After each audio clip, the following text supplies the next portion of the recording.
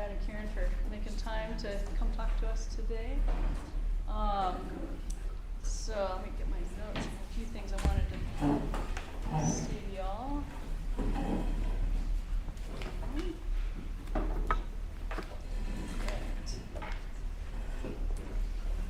So my name's Allie Nichols. I work for the Conservation District here in Pierce County with the farm program. And we're just seeing more and more flower farmers coming to us for assistance and, asking for workshops. So kind of networked with a couple of the flower farmers who I've been working with at PCD for what can we do to support you all more. This was a topic that kind of rose to the forefront to tackle first is the wholesale market. So, and we're hoping that this will be kind of a kickoff to maybe doing more flower workshops for you all for Pierce and the surrounding counties. So, and just wanted to tell you a little bit about Pierce Conservation District. Some of you all may be familiar with what we do already, but we do technical assistance, we can do soil sampling, and we also have an equipment rental program for a few items. And then we also have a lot of cost share, so financial assistance for anything really related to natural resources. So if you have a project that falls in that realm, don't hesitate to reach out to us because we may have ways to fund your projects, because natural resources projects tend to be expensive, and so, and farming is not super profitable already, so any way we can help you reach your goals, we're happy to do that. And we also collaborate closely with the Natural Resource Conservation Service, and they have even more funding. So we're really trying to work hard to connect folks with them as well. So if you have any interest, or you think maybe you have a project that you'd like some funding for, please come talk to myself, and we can see if there's a good fit for some of the funding that we have. And I brought some flyers just kind of describing things that we work with producers around, and then also I brought information on the NRCS program as well. So feel free to grab one of those. So our agenda today is we want it to be real informal and just fun and have, but also really solid information to take away. So I wanted to start out by just going around the room and introducing ourselves. We could just say your name and if you have a farm name, and then if you've been doing flowers for years, or if you're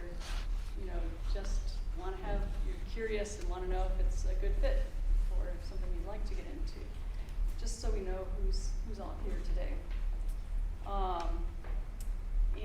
And then we have a list of questions that we're going to pose to our panelists, and Sarah and Amy and Claire and I are just going to take turns asking those questions just to make it more fun. And so take a look at those questions and see kind of what we're going to cover, and then if you can think of things that aren't on there, just be ready to ask more questions after we get through those. And then we have our lunch. And then before we break for lunch, we thought we had a couple sheets of paper, and wanted you to kind of huddle in groups and maybe brainstorm other topics that you would like to see covered in the future, just to give us kind of a list to work with. Want to hear from you. And then we have our lunch. We've got sandwiches from table 47 in Big Harbor, little fancy, and some other items to supplement those. Let's see, everything, all the utensils are compostable, so there's a bin in the back, so feel free to just, you can recycle all those things, and there's coffee and tea in the back. So, and restrooms are through that door and to the right or left. So, I think I got it. Good. All right, so let's go around the room, and then we'll end with our panelists introducing themselves, and then, so why don't we start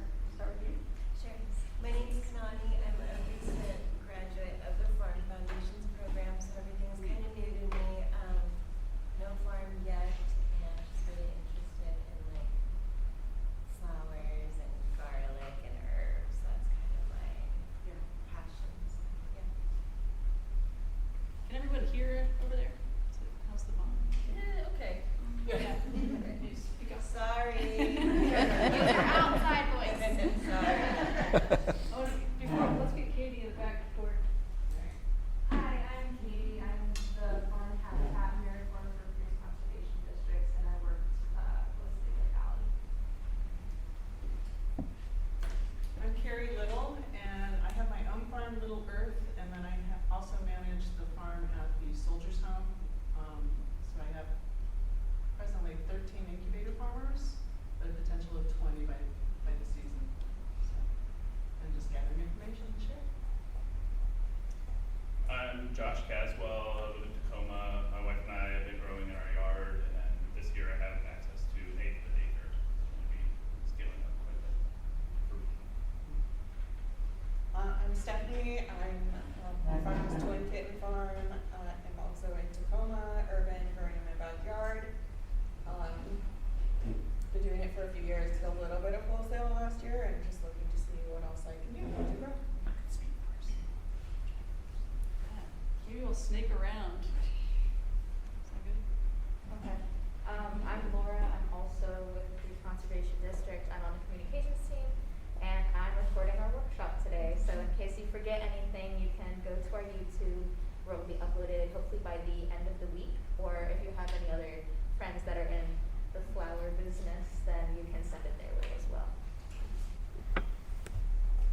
Hi, my name is Evan Sturvik. I have a farm on my front lawn called Lunaboon Farm, and I am also the manager at Mother Earth Farm. And I'm here to learn more. I've been farming flowers. This will be my 3rd season coming up.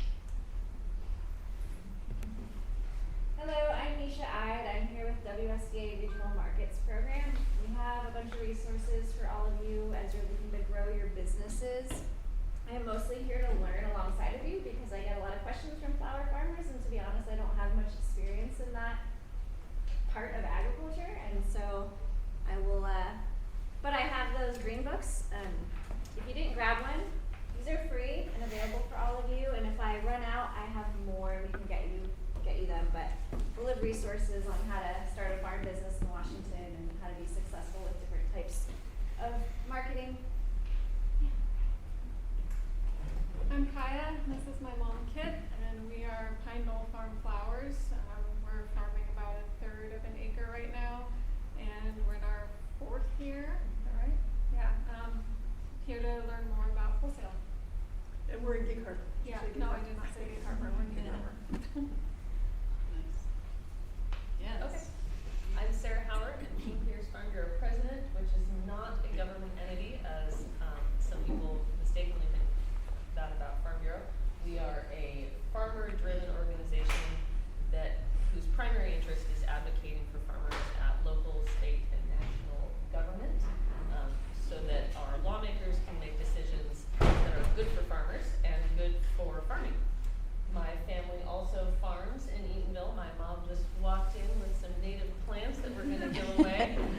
So we have a native plant nursery in Eatonville. We also have Yupik blueberries and beef cattle and hay. And my brother and I grow peonies for wholesale. And my mother and I have been doing weddings since, well, before I could do weddings. So many years of being in the wedding industry as well. Welcome. Hey everybody, my name's Amy Linhart. I have a farm out in Gig Harbor as well, and I haven't met y'all yet, so that's fun. And my farm is named Humming Harvest Farm. It's my 5th season. I grow about 1 acre, and I keep trying to grow bigger, but you know how the space goes. So. Hello, I'm Claire McCahill from LB, Washington. You may have heard of it. It's a tiny town of 32 people, and I have Perigee Farm there. I've been growing flowers for about 4 years and do direct consumer sales through a flower CSA subscription program and a tiny bit of florist sales, a tinier bit of wholesale. So just kind of trying to figure out how to best use our land. We've got a pretty big piece of property and some open space that's not yet spoken for. So I'm trying to figure out how to size up and scale up and continue to bring the beauty in a place that's pretty dang rural, but gets a lot of visitors. Hey, good morning, Janice Bryant. I'm with Calpicky Farm. We do sheep and beef and hay. Why am I at a flower thing? Trying to figure out, how to expand, how to grow. Recently retired, so I don't know what I'm doing. So flowers seem like a really great way to learn.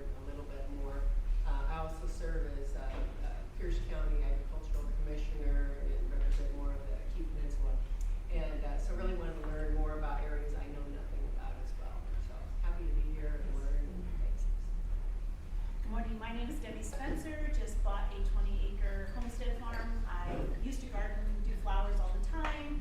Now I'm just kind of gathering information today. It's just for fun. That's where I can go with it.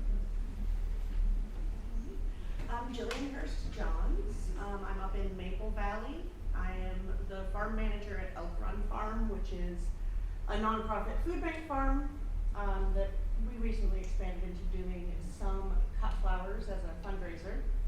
And then on my own time and on my lawn, not lawn anymore, I grow way too many dahlias. And I really am excited about expanding in doing it professionally. So I'm pushing myself to take steps towards being a real business person.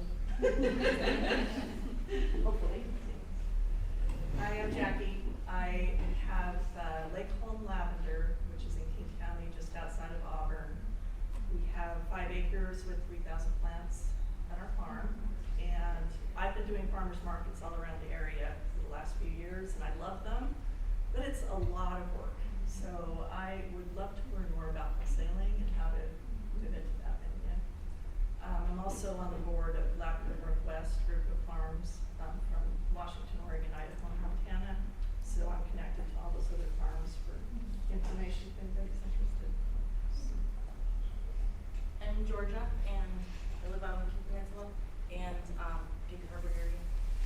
And I've been a mom for the last 28 or so years, and so now I'm like second stage of my life trying to figure out what to do with my land. I like to do a lot of gardening, so I'm back finding as well. I'm Cindy, and this is my husband Louis, and we're from Enumclaw, and we are also in the second stage, trying to find out what to do. We have a 62-acre farm, but it's not really a farm yet. We've been leasing the lower pastures, about 40 acres, to cattle grazing, and it's far too destructive. And so the only thing we've grown is our grandchildren have grown pumpkins, which sold out on the highway, the 410 highway, like hotcakes. I think we might find some useful information to grow something less destructive, make a little money. So I'm tired. Well, figure out in Copwood, looking for something to offset my plant addiction. I'm growing space, and so just looking at more of a wholesale market and potentially having some farmers market, but mostly wholesale. Jane, this is Betty. We're just in Flower Village. And a lot of dice. So just to see what that cut flower market is all about. Hi, my name's Maggie Mackey. I work at Portland Avenue Nursery, and then just over the last year I registered my farm Twig and Twine. It is not really a business yet. It is also kind of, I have about half an acre at home, and I grow more dahlias than I know what to do with, and other cut flowers that half the time I end up just throwing in the compost pile. So this workshop kind of piqued my interest to see if I could do something with my out of control flower habits. My name's Lisa Ritchie, and I work at another nursery in town, and am mostly a mom right now, but have a plant addiction, both flowers and food, and I'm a current Farm Foundation's intern, so I'll be seeing you tomorrow. Hey, you're Sorry, cool. daughter's sick. But I went from gardening because I needed something to do as a stay-at-home mom where I had to actually be home but didn't want to be in the home to transitioning to wanting it to be a career.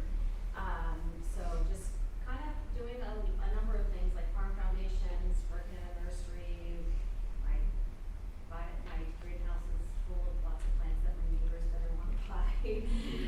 And so flowers were my original enjoyment, and I'm so excited that on the wholesale level we'll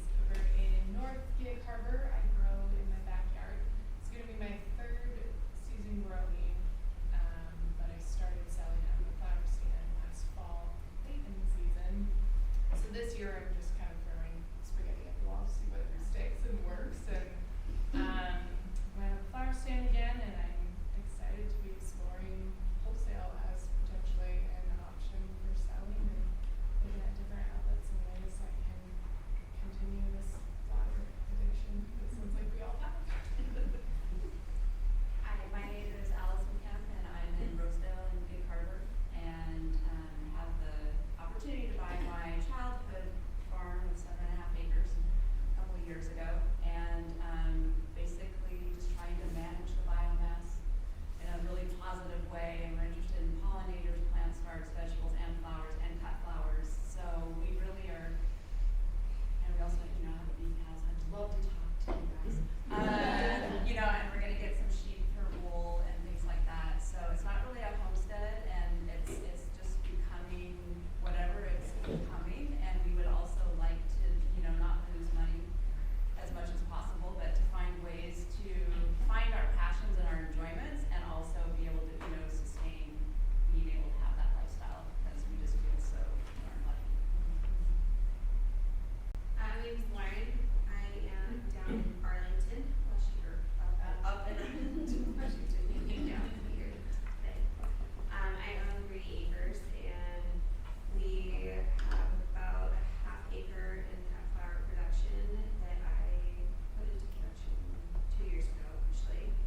I'm I'm gonna say it, a 4th generation florist. My grandfather had big shops down in Vegas, and my mother continued it when she moved here. She's dropped down quite a bit when she does it from her home. So I've grown up watching florists and their event work and things like that. And I left my career in fire service when I had my second daughter, and didn't know what I was going to do. And I had already been growing flowers a lot and supplementing and helping my mom where I could. And so she told me to just grow more. So I did. And now I am continuing that pattern, and we've met Carrie Parks, and we are kind of leading up, I would say blindly, but we're definitely taking charge on a collective space within our farmers market to help bring some other small farmers in our area and provide consistency with local flowers. We also do sustainable beekeeping for pollinators and have big interest on that. So trying to figure out how it all comes together, and was invited to make it down here. I'm just a couple days away from my due date here, so said I'm gonna go. Let's hope that we can get home. Right. I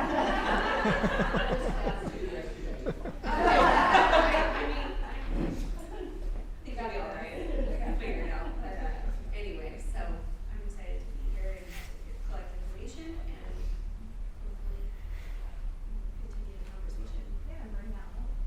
Yeah. I'm Carrie Parks. Like Lauren said, we're up north in Arlington, and my farm name is Flourish Organic Farms. I'm entering my 5th season. I've been marketing at the Arlington Farmers Market, and my husband and I refurbished the old vintage horse trailer, and we popped that up curbside as like our little room bar. Like Lauren mentioned, we were working on building a collective and gather our community flower farmers so that we can share that space and supplement seasonal blooms for events, weddings. We do a fundraiser or help support the Arlington Food Bank. Gosh, what's another thing? We touched on sustainable beekeeping. You mentioned your childhood farm.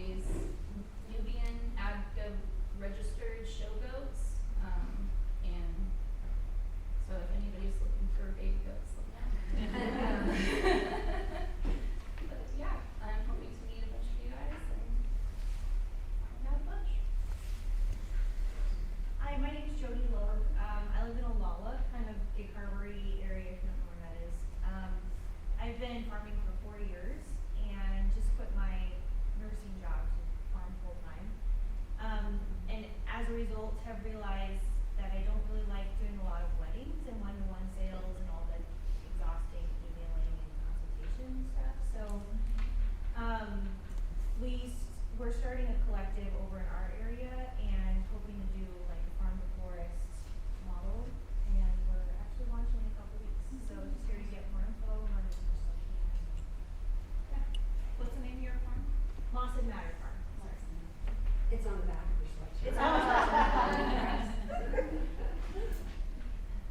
My name is Mary Shockler and I'm Sarah's mom.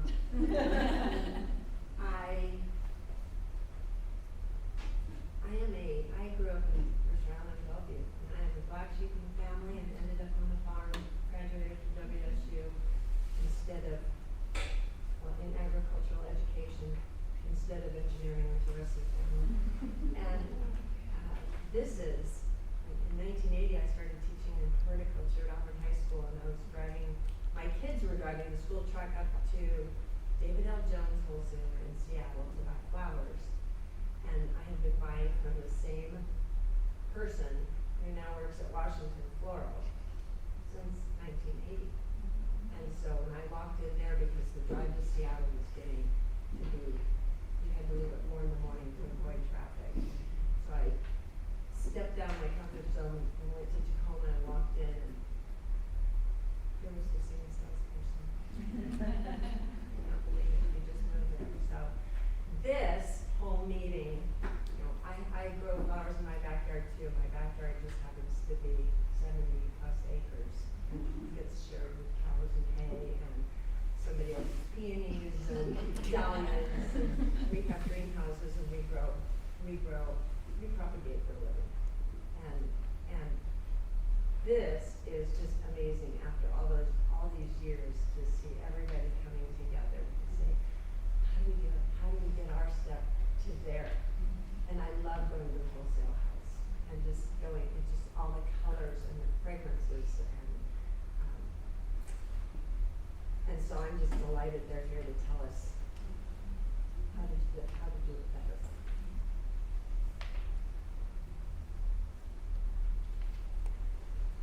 I'm Hannah from Floral, which is like 10 minutes down the road from here. It's a nonprofit, and we do mostly vegetables and flowers in a small nursery, and we mostly sell our flowers at farmers markets and through our CSA. So I'm interested in learning more about wholesale. Get everybody? All right, good. Super. Well, let's just jump right into some questions. I'll ask the first ones. We need an introduction as part of the first question is how did the story of your business and how it has evolved over the year, and then start with introduction of who you are and all that. First. Thank you. I'm Karen Myers. I'm with Washington Floral Service. And before I say anything else, I have to say, Mary, we love seeing you come in there because she brings baked goods. And they're wonderful. Along with your bright personality. We love seeing you there. Washington Floral, oddly enough, started out in the early 30s, late 20s, early 30s as a stationery store. And at that time, Mr. Berglund had friends in the Puyallup Valley, and they were, I have these flowers. I don't know what to do with them. Can you sell them at your store? And that's how Washington Floral evolved. It has been Washington Floral in Tacoma since 1936. We're on our 4th generation Berglund family. Both grandchildren are working there, great-grandchildren. We started small, obviously, just local products. And then in maybe the early 50s, early 60s, started bringing carnations in out of Colorado, of all places. California products started moving north. Oregon Rose, if anybody remembers Oregon Rose, they were bringing those products up, and those came either on Greyhound bus or by train. So it's evolved over the years, and then the influx of product out of Ecuador and Colombia has happened, and that's probably 85% of what we sell is import product. I am absolutely thrilled to be here because I love local product.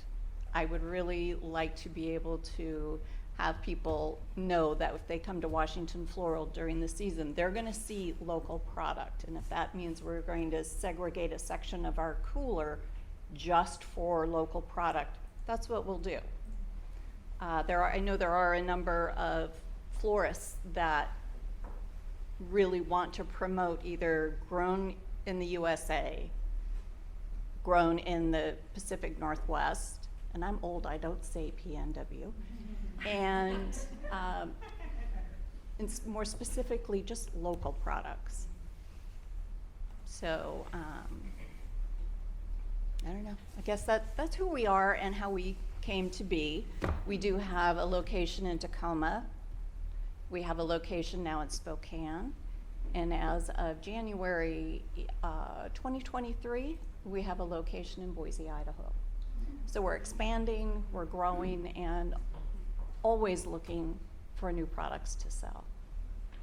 And if any of you have been there, you know that we have a full line of fresh product, cuts, that type of thing, plants, and probably more giftware than anybody really needs. But we have it all there. My name's Brett Seavey, and I'm a general manager at Seattle Wholesale Growers Market Cooperative.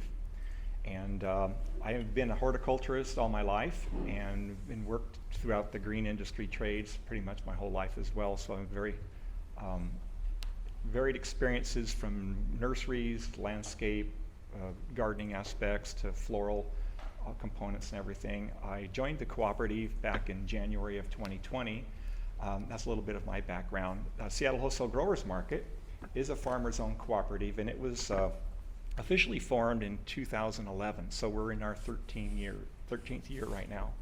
And it came to be because in 2010, after a specialty cut flower group meeting, a group of growers came together trying to figure out how could they best market their wares and work together collaboratively to sell their flower products, because they were getting very tired of going to farmers markets, doing bucket trucks, going door to door trying to sell their products. And so they decided to form a cooperative, and they developed it.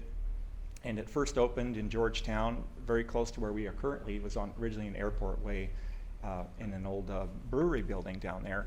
And they were only open one day a week at the very beginning. And they kind of met as a farmers group, and they would advertise and promote with local florists to have people come down to their market. And as the market slowly grew and evolved, they realized they needed to have more frequency. Once a week at the very beginning wasn't working for them. So they hired some staff, and the market eventually slowly grew over the years to the market that we are presently. We're still in Georgetown at a much larger location, a facility at 665 South Orchid Street. And we have a full dedicated staff which serve the cooperative. The cooperative is governed by the board, so the board is my boss, so I have multiple bosses as I respond to the board's needs. But the market's there to basically provide a sustainable living for the farmers, the members of the cooperative, and to help promote sustainable farming and growing and the promotion of local cut flowers in our region here. The market itself, we provide services such as merchandising your product, customer sales. We have a large database of inventory that we have now managed in a computer system that we went online with our sales back in 2021. Going into 2022, we made that transition. And right now, the member farms and consignment farms that are part of our cooperative, basically, they take advantage of those services and abilities. Recently, we added transportation services, because that's one of the biggest challenges for a lot of growing farms, is getting their product to market. And transportation costs are very expensive for both vehicles and time. And the more time farmers are off the farm trying to drive and sell their products or deliver them, that's less time for you to be farming and making money. So we just started transportation services with a new reefer box truck we purchased last year. And so twice a week we're going up and down the I-5 corridor. Monday runs, or Monday, Tuesday, depending on the time of the week and schedules, we'll be typically going down to the Portland area. We have members on our cooperative that are anywhere from Oregon all the way up to northern Washington. So Eugene, Oregon to Bellingham, kind of the range of growers that sell at our market presently. And we have a large customer base. We sell to multiple groups of customers. We sell to florists, which have brick and mortar stores. We sell to studio florists. We sell to event designers. We sell to trades that have floral use. We sell to professional businesses that have licenses that want to purchase wholesale from us. And then we also have a segment where we sell to grocery through our mass merchant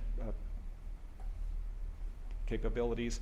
And then we also, lastly, we have expanded and opened into retail sales for the public with limited hours of the week. So we have various channels that we can sell the flowers through.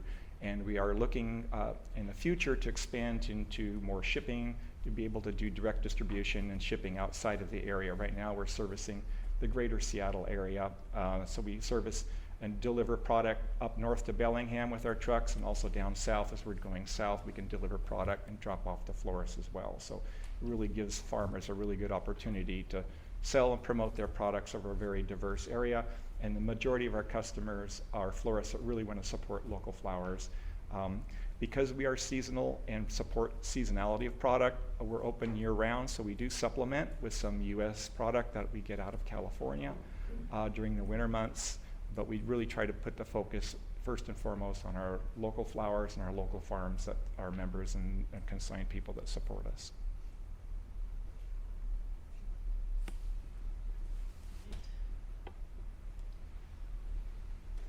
So how can a producer begin selling to your wholesale operation?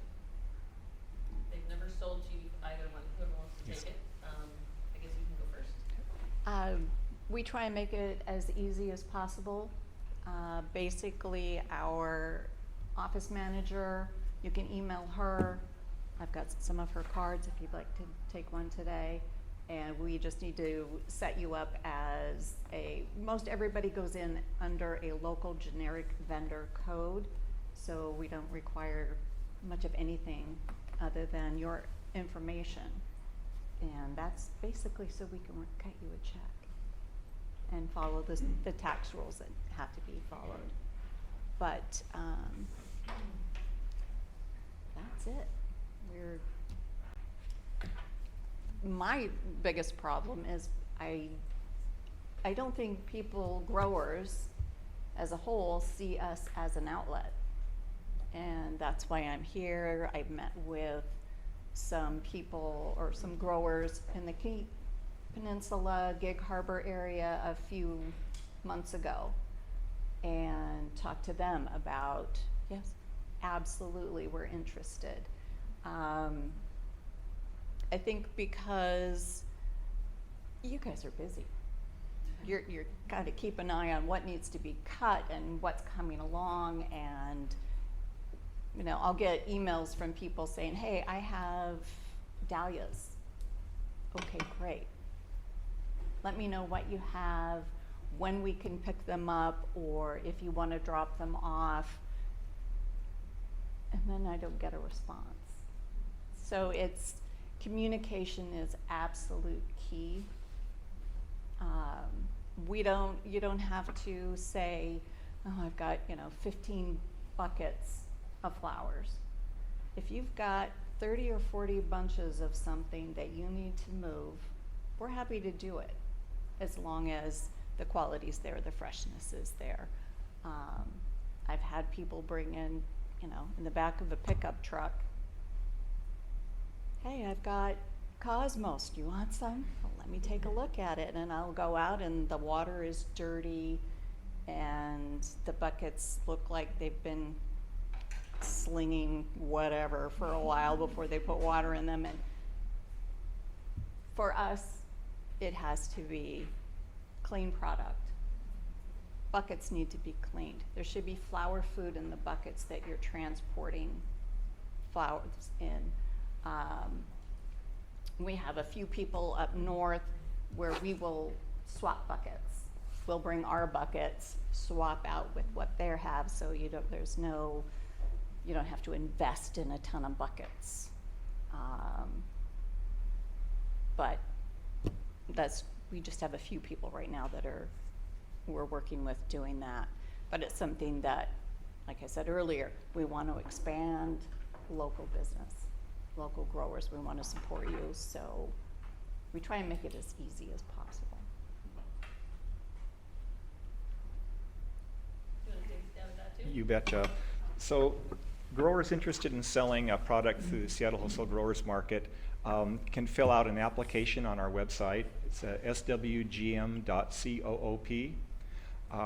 And on that Become a Vendor page on the website, you can fill out a form. It asks a lot of general information about your farm, how long you've been growing flowers, what some of your top flowers are, and some other channels you've been presently selling through. We take those applications in, and then we reply back with a list of additional information, facts about the market, processes for selling there. The growers market is set up as a consignment sales market. That's how we're modeled after. We don't purchase flowers directly from the member farms or from people, so everything's sold on a consignment basis. So your product, once we get an application and it looks like it's to be a good fit and we have some conversations back and forth, we set you up with an account, and then we match your inventory list with our inventory list in our database. So there's quite a bit of involved layers of getting your product set up, but we're tracking your farm individually for your product sales. We merchandise all of our product at the market individually with farmer signage, so we promote the farm. You provide your own signage. You would need to provide a label or a tag on your product so we can differentiate it, so that when it goes to cashier or checkout, that we can identify your farm product from everybody else's farm product. So those are some of the requirements we typically have. For consignment growers, the commission rate is 40%, and then for members it's 30%. And that commission covers the cost of overhead and operating the market. It pays for the rent, the utilities, the staffing, the insurance, the vehicle fueling, all the different various costs we have for operations of the market there. And as growers, the members we have, once a person becomes a member, which is a different process on that. So basically you start off with a consignment process typically at the beginning. Sell through that at least a season, if not two, depending on the timing somebody comes on board. And then if it seems to be a good fit and is successful for both the grower and also for the market, if somebody's interested, they can apply to become a member. And that first year of applying for a member, we call it a provisional membership. And the person sells as a provisional membership for the following year. And then if that's still a good, successful relationship, because communication is key again on all of these, making sure it's a good fit for everybody at the market, then they can apply to be a full member, and then they get voted in by the board. And then once they're voted in, we have a $2,000 equity payment, which is a membership equity in the cooperative. And so that farm would pay that $2,000 membership equity payment. If you decide the farm decides to leave the membership, that $2,000 equity payment goes back to the farm. So it's not something it's an initial cost or expense up the front, but it's also part of the equity investment in participating in the cooperative. For provisional members, what we offer is on consignment, as I mentioned, is a 40% commission, but during the provisional membership year, if it's a successful season and you've successfully completed the season, the 40% rate that is charged for consignment, after you become a member, we rebate back the difference, so you get the 10% rebate back. And so in many cases, if you've sold a lot of product, depending on your volume and what you're selling at the market, many times people will get, if not all, but a significant portion of that $2,000 back with that rebate, with the 10% that they get. So that's kind of the intention that we've designed the program that way, is if we want to make it simple for people to sell at the market, encourage them to participate in the market, and I say then they get a rebate back from that percentage that they can, against their $2,000 membership equity that they have. The market pays on a bi-weekly basis, and people that have set up with our system have access to their sales reports. You can look at your sales on a daily basis. You can see what's products tracking. We keep a history of sales, so you can kind of look from year to year what your sales are over time. And as a membership, we also work together in crop planning and coordinating crops and succession between our membership, because we want to try to make sure that there's equitable sales for everybody. Even though farms might consider competing, we are part of a cooperative, so we try to work together with farms to develop this collaboration so that there's ample time for people to do different successions. As our farms range from anywhere from down in Eugene up to Bellingham, there's a lot of diversity in climate, and so we see a lot of product being able to come early to the market throughout the season. So there's a good 6 weeks period of difference just in microclimate zones from Eugene up to Bellingham. So we have a long window of selling time for different products as they come through the market. How many members do you have? Currently we have 19 members, and then we have about 25 farms that are selling on consignment basis as well. There was a question in the back a second ago. My brain's just spun a bunch. One question just follow on that. You said that you have trucks going north and south on I-5 Yes. constantly. Do you pick up from farms? We pick up at certain farms that are large aggregation locations, and then we have some centralized locations that we pick up at. For example, in the Olympia area, we stop there's a parking lot by the Target and the Sears store there that we pull off at, and we aggregate there. And up in Bellingham, up north, like I say, there's a Fred Meyer store by Costco up in Bellingham that we aggregate at that location, basically. So if it's not at a specific farm, and some farms in some areas are central, so people bring their product to that farm as an aggregation location. So we do that. If a collective were to meet at a location for... Right, and if it's a new area, for example, we don't have any collection points established in the Tacoma area here, but there's a capability we could establish a central location for a meeting zone. Like I say, we have locations. We pick up in Portland from all of our Southern Oregon growers. Our truck is down there right now. And then we stop in Ethel area, and we have another location in Centralia, Chehalis area that we also stop at to pick up farm material. And then there's also on the Sleater-Kenny exit in Olympia, Tumwater, we pick up from growers there. But we could create a location in the Tacoma area for pickups here. And then up north, we have pickups in Mount Vernon and then Bellingham are the two areas we're doing up north on that. We do go over on the peninsula a little bit, but that tends to be later in the week, so it's typically Thursdays. So some of the farms that are on the peninsula deliver to us early part of the week, but on the peninsula, we've picked up both like in Paulsbo area, and we also pick up over near Port Townsend at the Olympic View Visitor Center there, just off of 104 as you head into Port Townsend.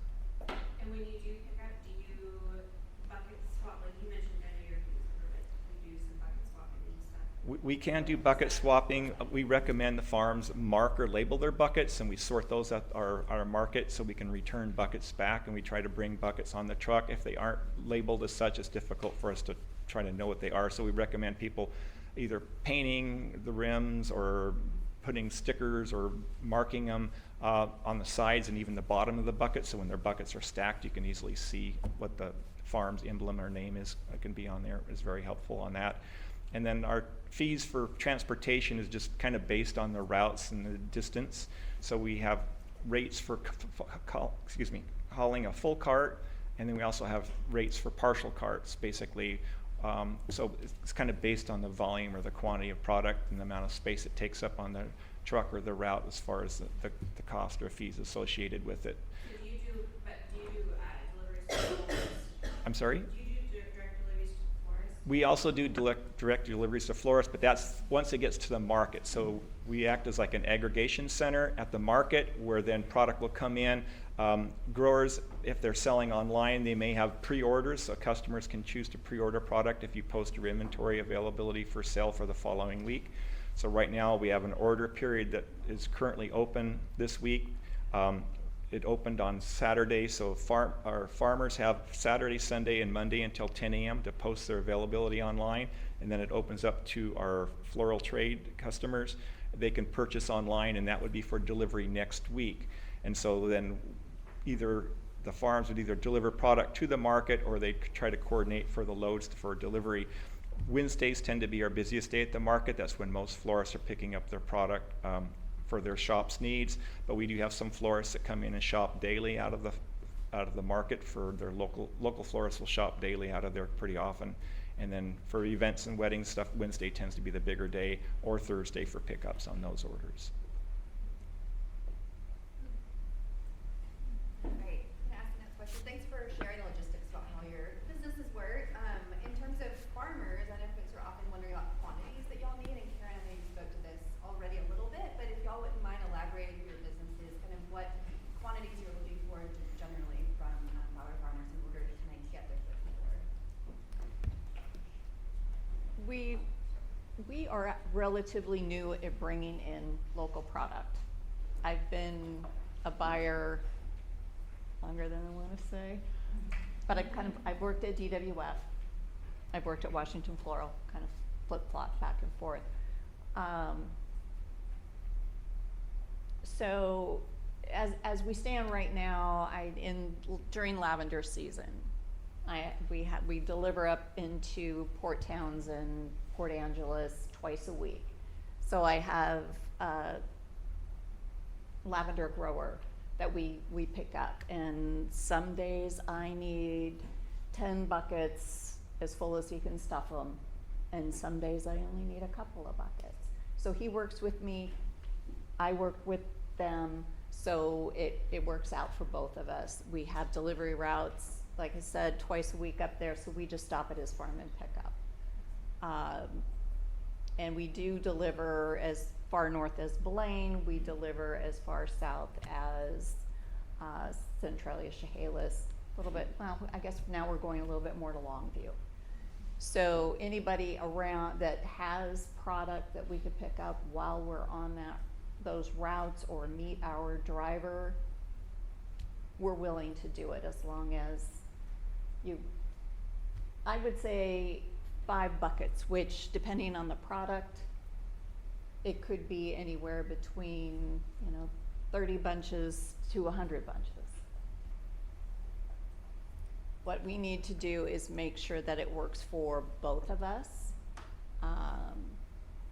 We send out a price list every Friday morning for the next week. And if during the season when we have local product, we'll add a section on there, available Wednesday through Friday. So we're not picking up product on Thursday and Friday, holding it, and then delivering it to our customer, because that's something that we really strive for in everything that we sell, is that the end customer, not the florist, but the customer that's buying something from their local florist, is getting product that lasts as long as possible. So it's something that we would have to make adjustments to on when we pick up product, when we would feature it, and to touch a little bit on what Brad was saying. As far as cost, when you're costing out your product, you've worked hard for it. You've put a lot of money into it, and I heard a lot of, we want to make money this year type of situations out there. But we do too. And so if you are selling something for $5 a bunch at your local farmer's market, and you're setting up camp on a Saturday and a Sunday, and then you're moving to another one that's on a Thursday, all of your time and effort costs money. It costs money for you to be there. It costs you money to be away from what your passion is, and that's growing. And so when somebody comes to me and said, okay, well, I'm selling these at farmer's market for $5, so I want $5. Well, why would we buy something at $5 when we have to add our markup on? Because we are essentially doing the marketing for you.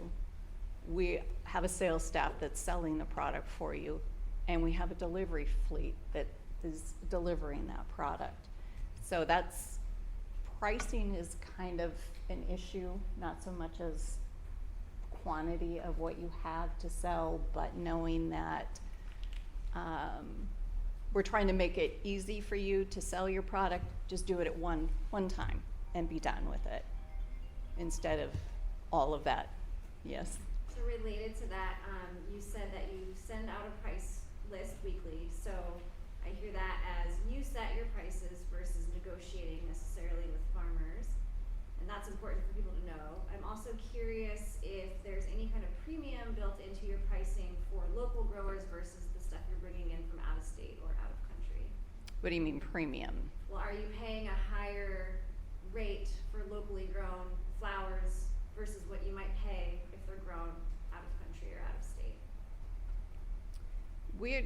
Not really. We are paying what we have negotiated the price to be with the local vendors. So like Like the lavender that I'm buying. Is that negotiated with the farmer or with your buyer? With the farmer. I'm the buyer. Yeah. And I will negotiate pricing with the farmer. Great. And then that pricing that you see on our price list is with our markup. I see. Yes, Mary?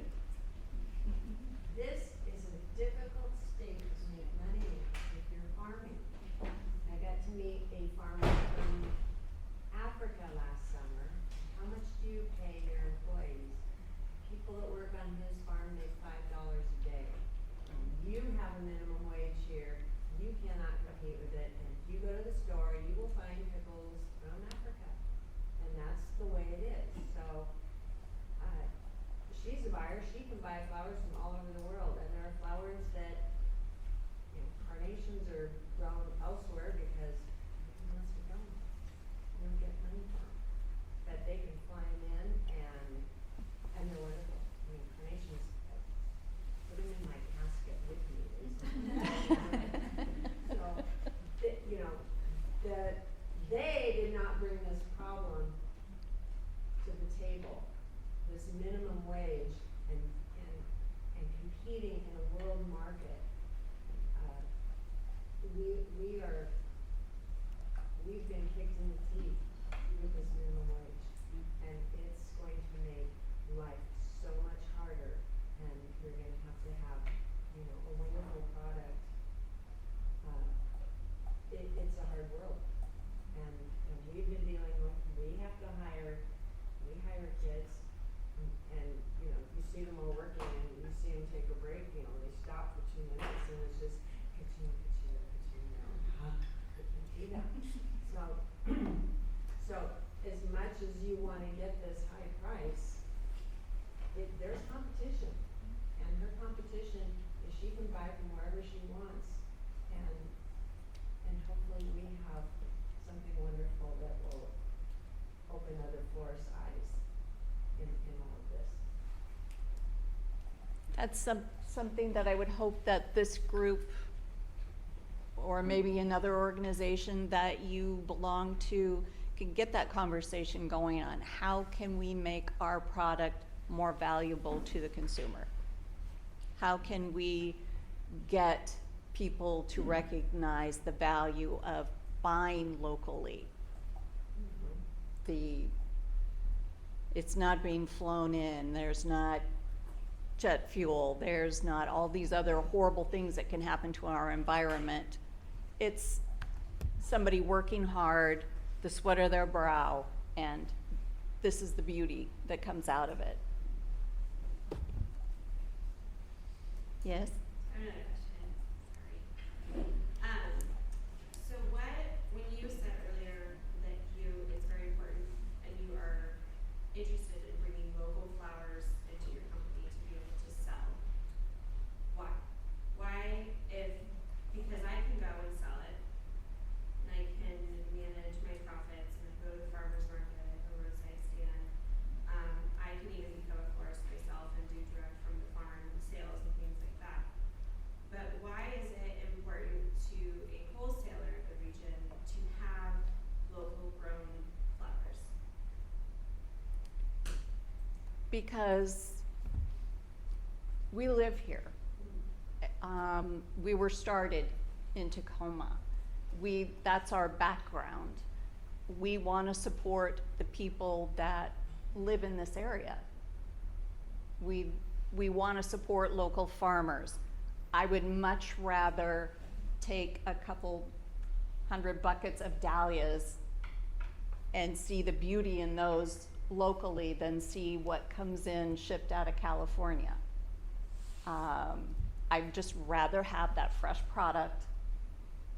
And a lot of times you're growing things that are so unique that it just may be a few weeks that it's available, but it's something that sparks the florist's eye, and yeah, I want that. And maybe it's something that isn't grown commercially in California. They too have been hit with enormous minimum wage hikes in the last few years. So a lot of the small growers, COVID took them out. It's that niche of different things. Like, that's really, it's interesting to the artist that a florist is. And it's something we want to see. We want to be able, people that come into Washington Floral to see firsthand. Do you find that like florists, are they requesting local flowers, or are they just purchasing because they're there? Like, are you advertising, come get local flowers, or are they calling you and saying, do you have locally grown flowers? My customers want local flowers. We do have a few customers that during the season will, hey, what do you have in local?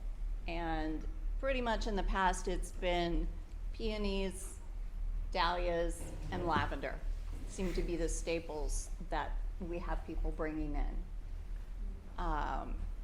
Love to see some more diversity.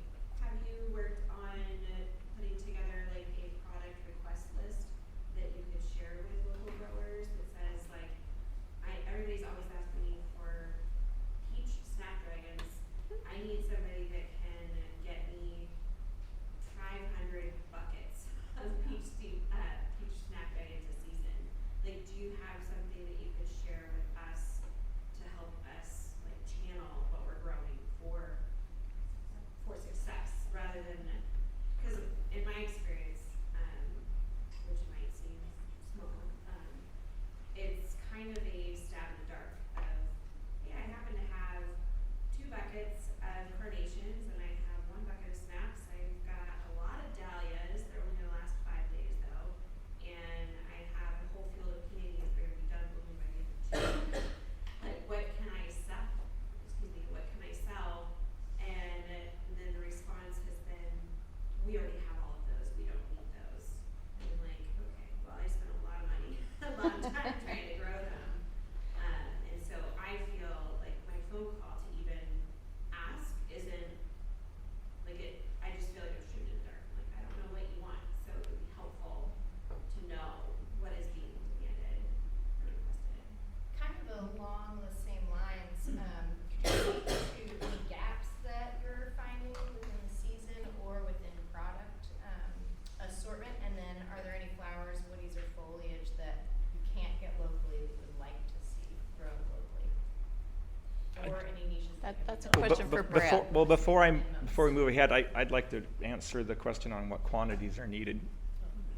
So for the growers market, we need to have enough volume of product to really warrant setting up the database and the product listing and all your farm information.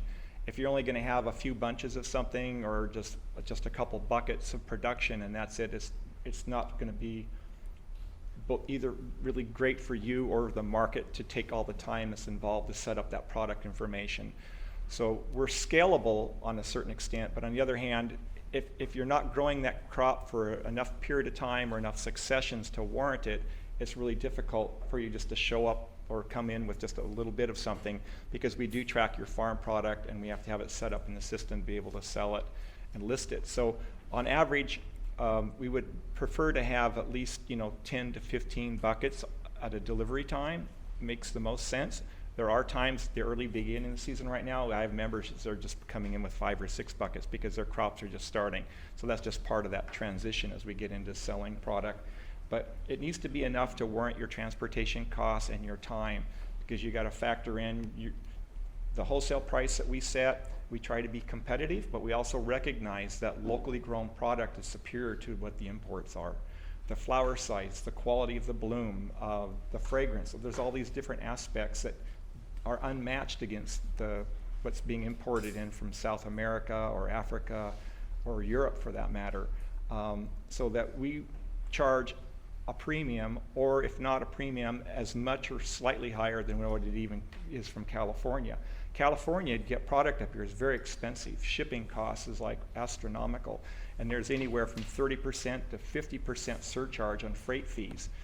And so when in the off season, when we're bringing up flower product from California, to give you some examples, those large plastic perconas, we pay anywhere from $13.50 to $15 a percona for shipping. That doesn't include the shipping cost. That's just the material cost for shipping in a percona. Cardboard boxes go anywhere from $14 to $15 for a half box from California on pricing. So the cost of shipping and the cost of handling, and most of those growers in California charge a drayage fee to get their product from their farm to the location for shipping, and a lot of them have environmental fees or other, you name it, additional fees they've tacked on, anywhere from 3 to 5% additional. So many times when we're bringing product from California, the shipping and handling costs are far greater than even the flowers alone. So a flower bunch might be sold in California for $2.50 or $3, but you're going to have more than double that in just the cost of handling and shipping going into it. So we try to be competitive. We look at what the local wholesale markets are selling their flowers for here, and we price at least the same at a minimum, or if it's a premium product, we charge higher. Right now, we're getting local grown ranunculus in from our members that, the stems and anemones, and their stems are 18, 24 inches long. They're as big as your little finger, and blooms 4 inches. They almost look like peonies. We can charge a premium for those versus the ones coming out of California, which are shipped like little marbles and might open to be a little bit, but they don't even have the chance to properly develop, because locally you can allow that, like on a ranunculus, you want them to open at least once, if not twice. You'll get a much larger bloom, but they don't transport well like that. But being local, you can ship those products in to a local market at the proper stage and get a premium price for them. So it's really kind of a balancing act, because we're out there trying to compete against all this low import product. And we have florists that appreciate that, will pay the higher price. And then there's other times you have florists that are really about the dollar. And you have to respect that, because a lot of times they only have a limited budget for producing certain event work that they get, or their customers have a limited budget. So they're trying to maximize what they can to make their ends meet as well. And so trying to find that middle ground is always a little chancy and hard to do in those situations. Yes. I'm really new to this. I haven't grown flowers before, so infancy. You guys are tossing around buckets, like this bucket, and I'm like, is that a 5-gallon bucket? Is that a floral bucket? Is that a 100 stems? Well, Or typically, because if you need 10 to well, 15 okay, buckets, first of all, that's 1,000 stems. for our terms of conversation here, a typical floral bucket is like a 10-liter black bucket. It's about 10 inches in diameter, about this high, tapered sides. That's what typically we refer to as a floral bucket. A percona is a little bit larger. They're the large rectangular kind of boxes for flower transport. So in a typical flower bucket, it depends on the crop and the size of the head, but on average, you get around 10 bunches in a bucket if they're medium to small size blooms. If you got really big dahlia blooms, you aren't going to get 10 bunches of 10 stems in a bucket. You're going to be lucky to get 5 bunches of 5 blooms on some dahlias in a bucket. So it really kind of varies. And then on larger buckets, like the 5-gallon buckets, that's typically when you get into larger material, like either sunflowers for one, because they're so top heavy and have long stems, would be into your larger woody branches or your flowering branches or larger greens. But typically, most of the cut flowers do fine in a 10-liter bucket, typically, or a percona. Perconas tend to be a little bit taller. They're generally around 15 to maybe 16 inches in height.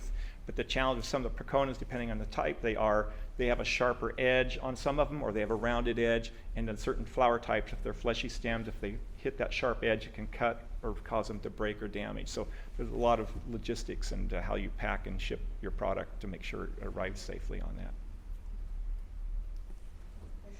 Just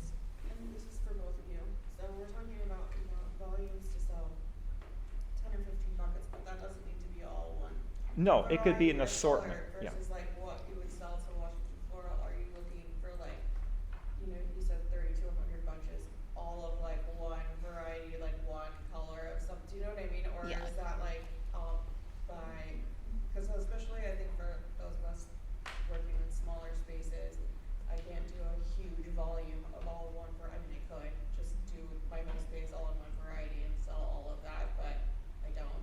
So, you know, we're talking about like, can I break that up into like different colors of things, or, you know? Absolutely. Okay. Yeah, it doesn't have to be any one product, any one Yeah. color. It's what you have available. Okay. For us, we would need to have, colors could be assorted. We generally don't like assorted colors in a bunch. Right. So they need to be solid color bunches typically, because that's how most florists buy it. Right. But there's possible you could have, say, a bucket, like this time of the year, a bucket of anemones you're bringing in, and there might be 6 of them that are white or, you know, pandas type, or there may be a couple blue and a couple pink or blush. It could be a sorted bucket of those 10 stems, but they're all anemones.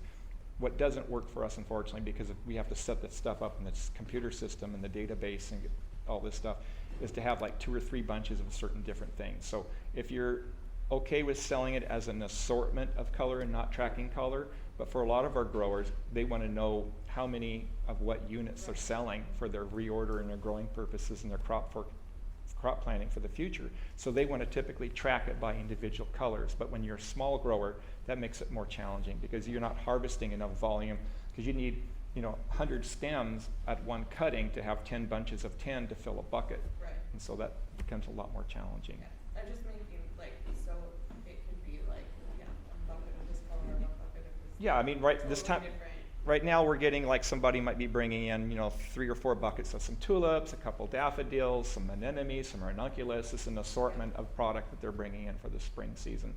You know, maybe it's some leucojum or some fritillaria, you know, meleagris or whatever it might be. They'll have an assortment of stuff, but it's got to be enough volume to kind of warrant the trip and travel time and get the product into the market to be able to sell it. And then again, the other reality, it depends on what the volume is, and it can really fluctuate from week to week. And because we are a consignment type setup on it, you know, the risk is more so on the farmers, depending on what the customer demand is. Sometimes the demand's really good, and then all of a sudden you have a couple of days where it falls off, and a lot of it's really dependent on weddings and events.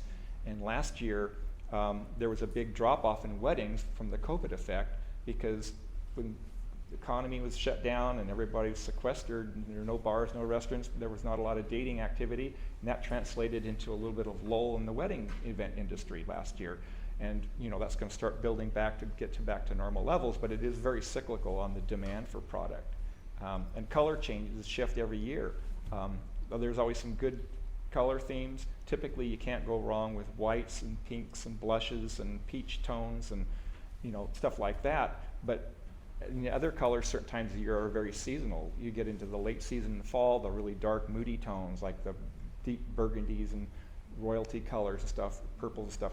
Those tend to be more fall-oriented, at least from what we found in our market. So it just kind of depends on the seasonality and what the local demand is as far as color types and so forth. Yes.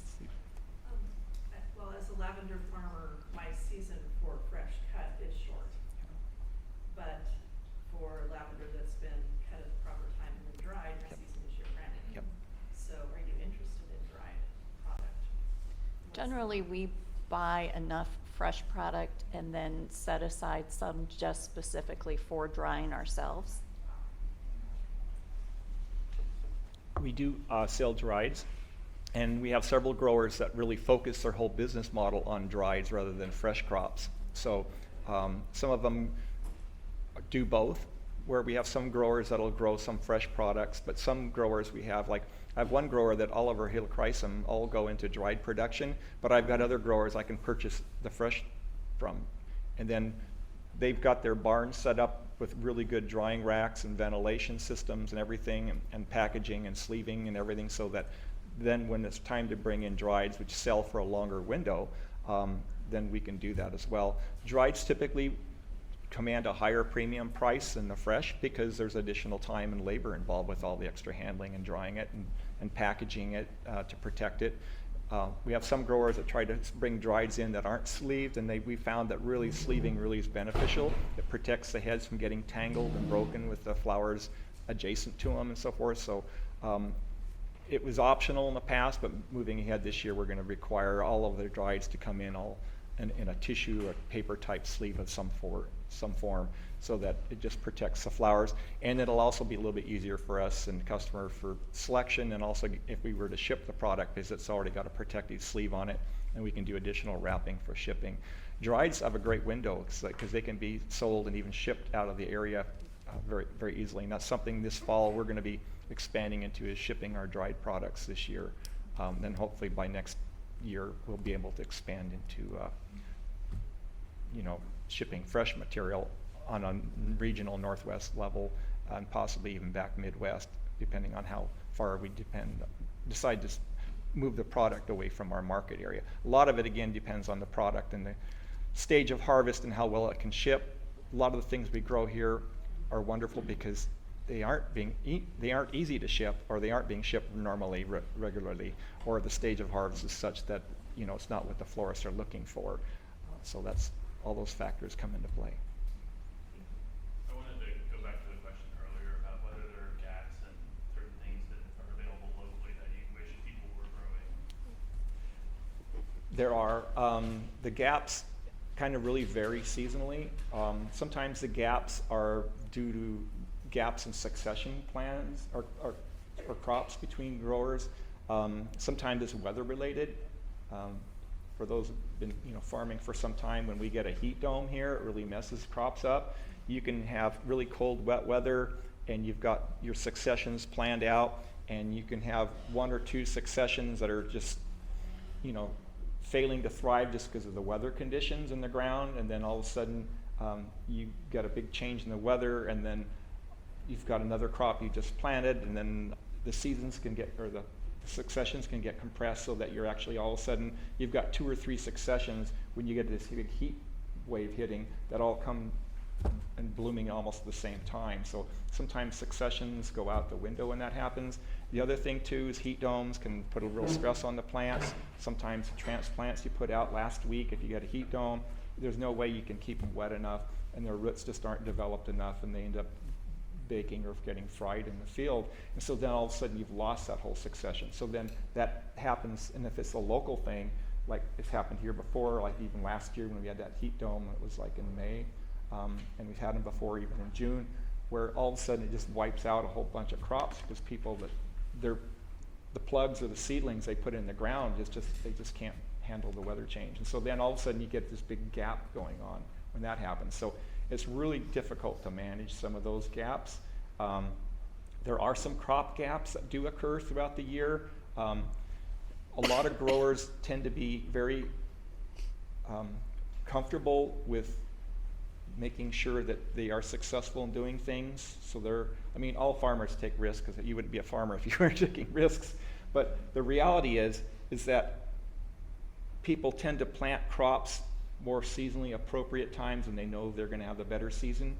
But for the sales side of things and getting your product sold in the market, if you can take advantage of shoulder seasons, you're going to have a much higher demand for your crop or product to be sold than you are when everybody else has it coming on the market. When everybody has this big glut that hits, and there are gluts, especially come dahlia time. There's so many dahlias grown out there. Almost everybody that's flower farming starts with dahlias or has dahlias. And so dahlias, all of a sudden, the market's just inundated with them. And there's great pressure that pushes the pricing down. And that's always been a challenge for our market, because we're trying to preserve the pricing for our members. But then there's a lot of pressure, because some places it's like a race to the bottom, because everybody wants to sell their product. So that's a really challenging aspect. More generally, other than having crops all come on at once with the heat domes or things like that, or shoulder seasons, are there specific things that you find you're having to import because there just aren't enough people growing this level? We don't do importing, so or even from California, we do supplement. So for example, in California, in the summer months, we've never had enough white larkspur being produced locally for us to be able to purchase it. So even in the summer months, in the peak of wedding season, we're out there buying white larkspur from California to supplement our local crops, for example. That's one example of that. There are other crops too that happen, and some of it's just the timing. Certain times we can get, that's part of where those shoulder season crops come into play, because sometimes, like Nigella, there's a certain time people do it here, but if you've got a low tunnel or high tunnel, you can put it in early, you can get different seasonalities on the Nigella crops easily, and that's really helpful. Or staggered or do later, but a lot of times everybody plants it in the spring and then it hits all at once, and then they don't do another succession, another planting, and then they move on to some other crop. And so kind of planning your successions out really helps with your farms. With our market, what we have for our membership is we have what we call market share opportunity. It's our MSO policy. We can't guarantee every farm to be selling the same quantity every year, but we try to assure them a certain percentage of their volume that they've done previously years. So members that have been selling to the market over a longer period of time get a higher percentage of their market share volume. We can't really guarantee anything, but that's what we try to do, is assure them they'll get a higher percentage. So the challenge with that presents for new growers coming in is that if you're growing a crop like say dahlias and you're trying to sell into the market, we have enough, there's so many dahlias, we're looking for other crops that are not as readily available or different. So differentiating your crops is very important in being a flower farmer. Having good diversity of crops. Also, I would suggest making sure that you're doing a lot of diversity, just not all annual. Do a mix of woody crops and perennials as well as annual crops.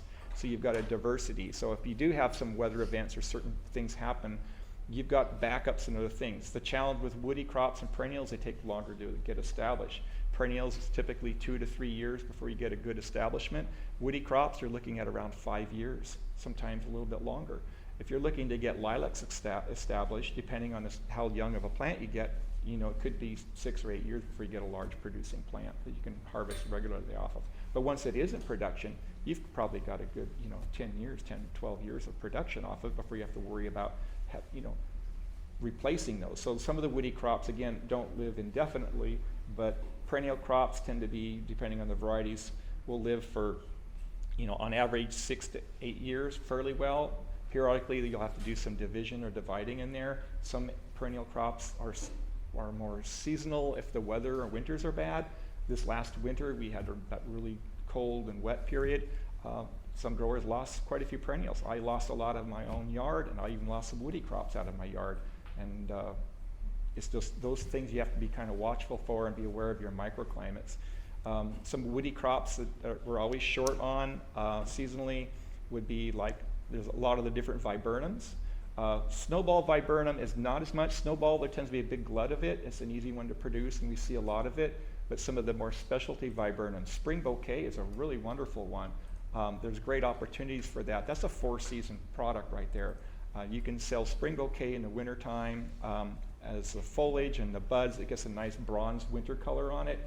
The flower buds, when they're early forming, are bright, brilliant red, bronzy red color. And then in the spring, when they're breaking, the buds break pink, but they open to a white flower. And then later in the fall, they get the berry production off of them. So, and there's other viburnums too. Michael Dodge has got beautiful orange berries in the fall. Blue Muffin is a really good one, has bright, brilliant blue berries that you can sell for both foliage or for fall berries on it. So knowing some of the diversity in some of these different woody crops is really good. Other woody ones would be like winterberry, Ilex verticillata, and those come in a variety of colors, anywhere from salmon and oranges to the yellows to the deep reds for holiday time. So having those for fall crops, and those again take time to get established. You need to have some pollinators on those. That females as the majority, but you need to have males interspersed. And then you need to figure out how you're going to grow those, because you can only harvest every other year off of them because they flower and produce off of the old wood. And a lot of your woody crops, you have to have that plan so that, are you harvesting every other shrub in a row? So you've got a large shrub and then a smaller cut one, and you're cutting alternately, or you're doing whole rows of things, because that depends on how you're spacing and planning in your row widths for access. So there's a lot of dynamics that you can take into consideration when you're deciding on what woody crops to grow, but figuring in your harvest time, because a lot of those woody things take 2 years to get a sizable branch for production. Same thing on a lot of the flowering shrubs and trees, the larger flowering branches. Quince is another crop, a great woody crop for wintertime. It can be forced really early to bloom, or you can let it be blooming like it is right now naturally in people's yards. But if you can get that, cut it early in the spring season and force it either at your place or we force it at our market as well, we'll bring the cut branches in like in February out of Oregon from some of our growers, and we'll force them in our heated warm room for a week, and then the buds will start forming, and then we'll put them back in the warehouse to slow them down so we can kind of regulate when they flower. We start selling like quince branches from February up to current is what we've had. So we've been selling quince now for basically about close to 3 months. Okay, yeah, I feel like there should be a third party in this room, which would be your buyers, because, and maybe Pierce County, I don't know who can connect us, because we would love to grow what they want to sell, but we love that you want to do all the hard work for us, the marketing, the connecting, but I feel like, yeah, it would be really nice to have florists here, or those who could tell us, yeah, where are those snapdragons in these colors? We're like, sure, we know where the seeds are, we know, and love the growing. So I don't know if that's something in the future, we would really, I would love to know what a florist needs next season, or she would love to see, or he would love, because I will grow what is needed. And I think that's the beauty of a local market, is if we can get connected to those who are gonna be buying. Believe me, I don't wanna do what you're doing, I don't wanna do marketing, I don't wanna do the transportation, but I feel like we need a more direct conversation, unless you guys are having that with them to communicate with us. Does that make sense? That's been one of, sorry, you looked at me and I just want to say, with my mom, in my experience, because she would be a third generation florist, when I started doing my own flowers, she'd come to me and say, do you have carnations, or do you have roses? And I would giggle because of what it takes to grow roses here, and when they're available. Everybody wants them February 14th. I haven't even proven it. Like, I'm still waiting to get past the frost up. And so being able to have that conversation with the florist, one, on what are you wanting? Is it because you want this for your design, or is it being requested from your customer? Yeah. To understand that, and then if there's anything on the back end of education that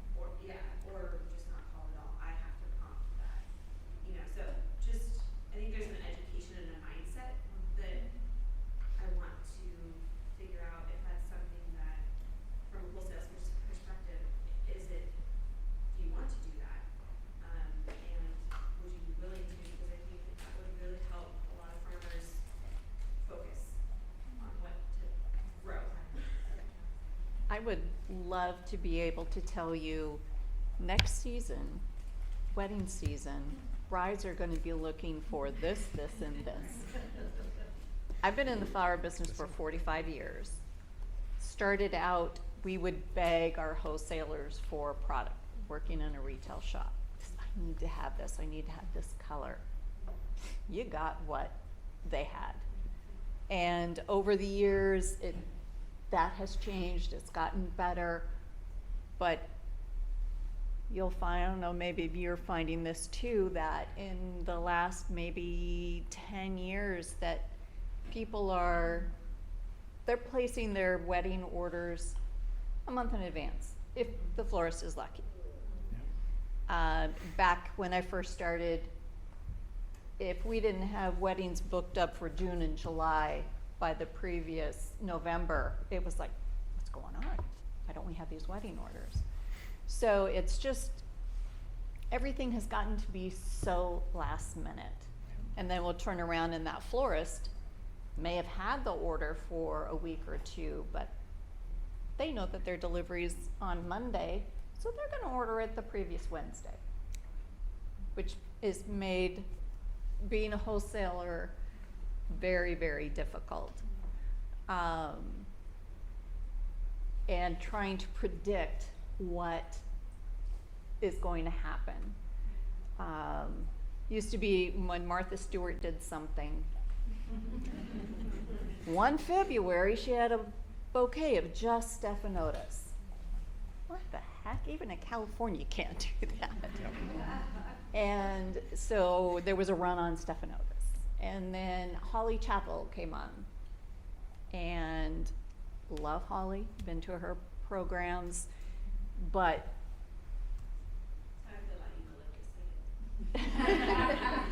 yeah. Can we be done with that now? So it is really hard to predict. We kind of just roll with the punches. I go searching for product when people are asking for it. My theory on working with local growers is you grow what you do best. I will buy from you what I need, what I believe I can sell through. We don't do consignment. If you name your price, we agree on a price. I buy what you've got. I worry about what spoilage there's going to be. Hopefully none, but that's our problem. If I overbuy, underbuy. So as far as trying to give you advice on what to grow, I would say the most unique things that you can do but still fit within your realm of expertise and what it's going to take to produce that. You don't want something. You trust florists to respond to that, because they're going to be the voices to their Yes. customers. So I think they're Right. a key component in even changing the culture that we want. Because Right. people they've only seen what's in the grocery store. That's exactly, and that's where you can help drive your success by having unique offerings. And the Yeah. Northwest has great growing. You can trust the florist to want. Yeah, there's conditions here that we can grow such a diverse amount of product that you can't grow in California or other parts of the country. Now that's why we have a sales staff. Yep. Both of us. I mean, if Yep. we, Yeah. if you've got, this is gorgeous. Let me take a picture of Okay, it. so Let me you- send it to okay, you. got it. Let's, You'll sell less if we. Yes. right, something we, you know can be sold. right. Okay. Can you tell me if I'm completely off the mark, but I'm trying to figure out what to grow now because it's not gonna sell for down the road. So I've talked to some florists who will send me their sheets they get from you, and this is what we get for wholesale, which I have ballpark figure I will get 50% from you of what's in that sheet, just as a ballpark to see if I can cost it out, to see if that will, if I do enough of that and pay that 50% of what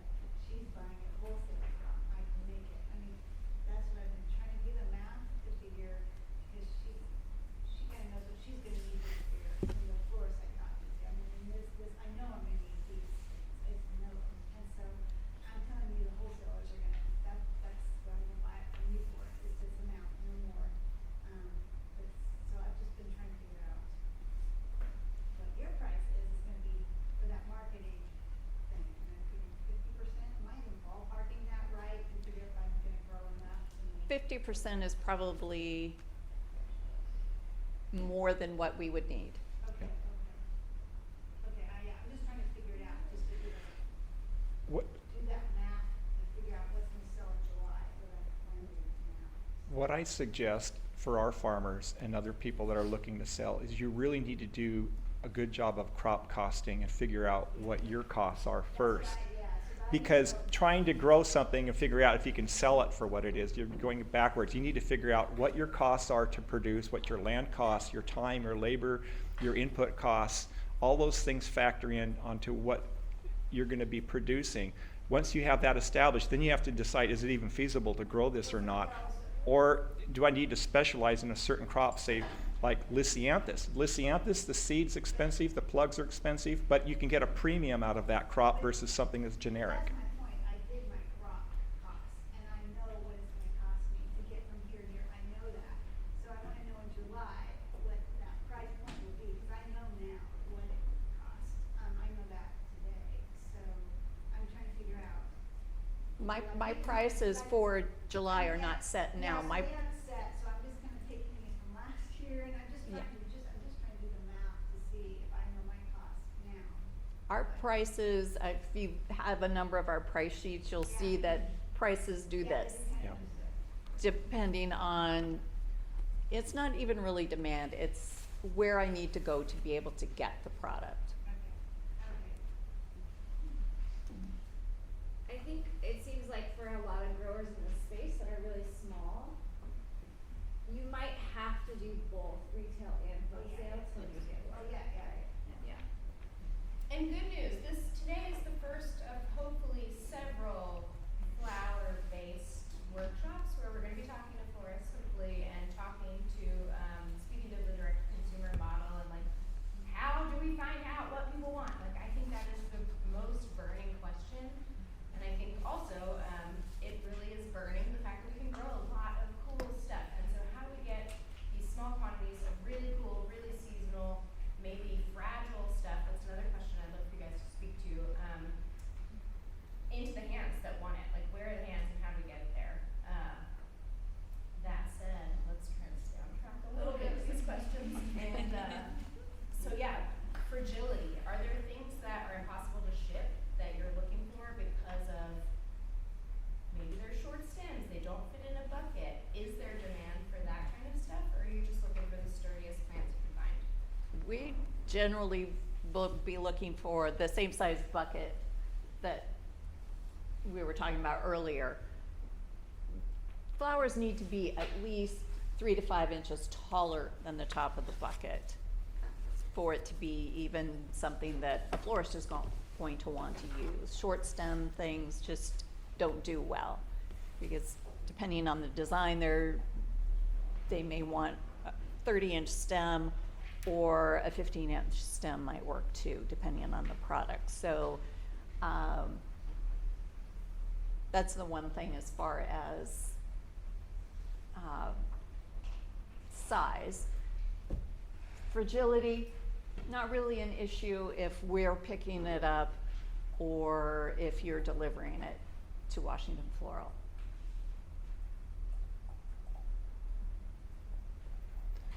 For us, probably fragility can be handled in transport. So a couple things, for example, like sweet peas, not overfilling your buckets with water so the water splashes on the blooms when you're transporting them, getting them there. Those steps can be taken to mitigate some of those things. Sometimes people will use some racking or a grid on the top to tape the stems or bunches off so they don't move around or shift in transport, but all those things to be factored in. But real delicate blooms, if you can figure out a way to get them there by either trying to minimize the movement in the bucket for transport is probably the best way to do that. Short stems are a real challenge to sell, but there's certain times of the year short stems are in peak demand. Come Lily of the Valley season, I can never get enough Lily of the Valley, and they're pretty darn short stems. You're looking at about 8-9 inch stem length, but there's florists that'll buy those for that certain window of time to have those available. But then again, you can't put Lily of the Valley in every type of arrangement either. And there's other times where some florists like violas or pansies, and they're fine too, but again, you really got a really short stem, and it's sort of difficult to kind of bunch and handle and manage those. And so there's those little niche specialty crops that are nice to have, but there's also limited markets for those too. Some other niche type crops would be like growing some of the pods, like poppy pods is another one. We sell those fresh, but there's a huge market for those in dries. But again, if everybody starts growing poppy pods, there's going to be a big glut of them. So it's just trying to figure out that delicate balance of what quantity is enough of something unique, like jewels of opar or something. You don't need a 100-foot row of it, but maybe a 50-foot row or a 30-foot row might be fine for having something like that for the real cool, unusual flower form, the little berries they develop. But again, it's not like you're going to sell jewels of opar to every florist all over the town and all the mass merchants and retail. Farmers market, most public customers wouldn't even know what the heck it is, and they'd look at that like, what am I supposed to do with that? So it's just figuring out those little niche products, that are available, and trying to not do what mainstream is doing on everything. I mean, that's again where it goes back to diversity. You need to have some of those bread and butter crops, but again, focusing on a few niche areas, either whether it's a perennial type of thing, might be it's craspedia or who knows what. Again, and if it's a crop that you can do both fresh and dried, it's even a bonus, because in that way you can dry those if you don't sell them fresh, and then have those available to sell later in the season. So thinking about that type of thing really is kind of beneficial. You're trying to decide your crops.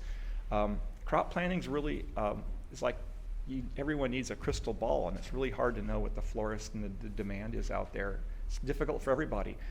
We have a good track record of sales history, but it's history. Doesn't mean what happened in the past is going to repeat itself in the future.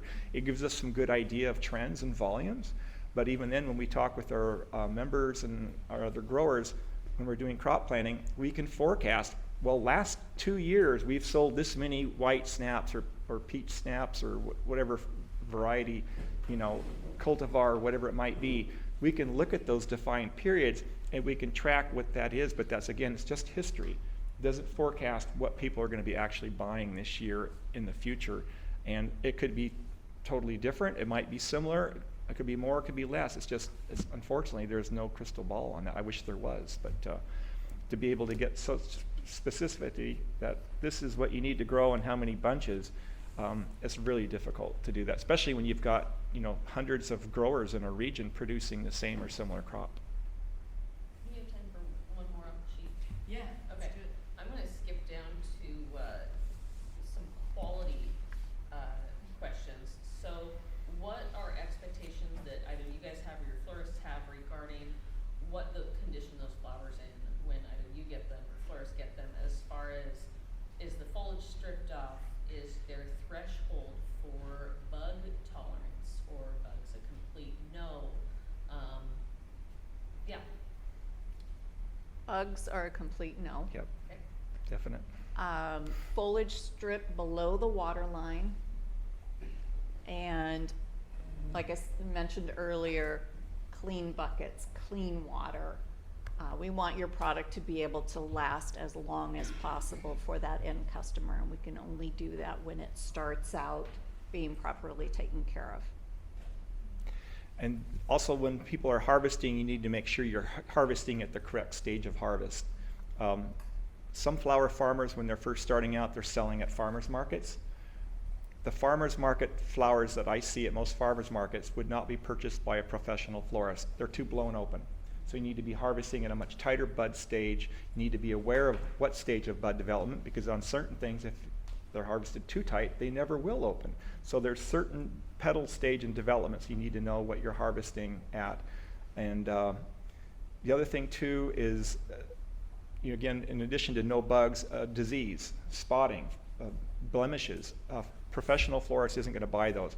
This is going to be, for many times, going into somebody's wedding bouquet that's going to get a close-up photograph in their album or other book or other things, and having little, thrip spots or thrip damage or fungal spots or any water spotting or any number of things can really ruin a crop. So typically for us, we charge a higher price for white flowers than we do colored flowers. Not that we're discriminating on them. It's just that they take more work and effort to get a clean, pure white flower that has no blemishes on it. And florists will typically pay not a huge amount more, but they'll pay a few dollars more for a bunch to get white dahlias that don't have any blemishes or spots. And that's really challenging, because if your weather conditions can ruin it, you know, insect, disease, any number of things can get out there and ruin a crop really quickly for you. Also having proper conditioning, knowing what the correct time of harvest is. And many crops, that might be first thing early in the morning, or could be late in the evening, but oftentimes see flower farmers out there cutting in the middle of the day in the heat, and there's no way you can get that field heat off your crop. So getting your product, and do you have coolers to put your product in? Because if you don't have a cooler at your farm, how are you going to cool it down and get that field heat off? Otherwise, it'll just continue to keep opening and developing. And so those are things to factor in. And then depending on the crop, making sure it's put into a flower food if necessary. Many of the flowers like to be put into a food product, or if it's certain woody crops, you want to use some other conditioning products basically for the stems. So there are some flowers that do fine in just plain water, but overall most things benefit from either some type of a conditioner or a food product to help increase the longevity of those stems, and they need to be properly cooled down and stored in a cooler overnight before they're being delivered to the market or picked up by the market the next day. Yeah, it might be possible to run out, harvest one first thing in the morning, put them in bunches, throw them in a bucket of water, and put them on a truck somewhere. But that flower, if it hasn't been properly conditioned, isn't going to last as long as a flower that has been conditioned properly. So having that infrastructure in place at your farms to be able to, whether you use a cool bot and you have your own room-built cooler or something, a lot of farms do that, or if you're buying some other little coolers that are commercially available, those are really beneficial in having a good quality product. Because in the end, it's the customer that makes a decision on what they're going to buy, and they're going to be looking at what's available out there. And if it's got damages on it, the foliage is diseased or other stuff, or discolored, and again, your soil conditions, the fertility programs you're using to keep your flowers at premium stage, all that factors in. Yes? Regarding some of the stuff with flower perfection, like how many of your growers use organic practices? The majority of ours follow organic practices, but they're not certified organic, but that's an additional step and expense for small farms. Some of our farms, we have done salmon safe certification. Salmon safe, basically, to be salmon safe certified, they in essence basically are following organic practices, but instead of it's cheaper to get certified salmon safe, which is a 3-year certificate for like, I think last I looked, I think it's around $400. It's a lot cheaper to get certified salmon safe than it is to go for full certification on organic. And they still grow by organic practices, but very few, if any, of our farms are actually certified 100% organic. We do have some Viva farms up north, which is an incubator farm. They sell organic foods. They're certified organic, and we maybe have one down south that's certified, but most of them just follow organic practices. Do you find that the end user asks for that? You know, from what I've seen and what I've seen on research and studies out there, very few customers and even retail people even know the difference between local and imported. It's not really that well advertised, so we try to promote and communicate that in our market. But when you go to grocery stores, that's what the public typically has the most experience with, is seeing what's on the shelf. And the majority of that's all import stuff. It's coming in and out of South America or wherever. And it's not always the best quality, and it's super cheap. And that's the public's perception of price and what product looks like at the beginning. And those typically are definitely not grown organically, because they have to fumigate and treat that product before it's put on a container and shipped down to Florida. And then from Florida, it's got to get shipped clear to here and distributed to so it's just like, it's a long chain that product's been sitting in a box or in transportation, basically. So, yeah, and you don't know what kind of chemicals they've been using on import stuff. Yeah. Yes? Dry peonies. Did either of you buy dried peonies? We sell dried peonies, but the problem with those is they're very susceptible to insect damage once they are dried. So you have to be very careful with those. If you get like the meal moths or the worms, that get into stuff and eat stuff, they love peonies. So it's a challenge. So that you almost have to look at how are you going to do that, because the only way you can prevent that is if you have some chemicals nearby. You don't necessarily have to treat the flowers, but if they're being stored in a box, you have to have some type of a pesticide control. The other thing on dried storage is other pests like rodents. They love to get into your grain crops. They love dried amaranth. They love dried wheat. They love dried grasses. Anything that's got a seed head in them for storage, you have to be really careful about how you're having a facility to store those in, and if you're packing them away, making sure those boxes. We have one of our growers that does dried material, gets small pest strips, and they'll cut them up in little pieces, and they'll put a little piece of pest strip taped on the inside of or stuck inside the box, so that it kind of acts like a self-fumigating action on the drieds. But it's a challenging thing, because like say you do have pests that will want to eat your dried flowers later on, and peonies are beautiful dried and they're great, but they are loved by a lot of the meal moths to eat.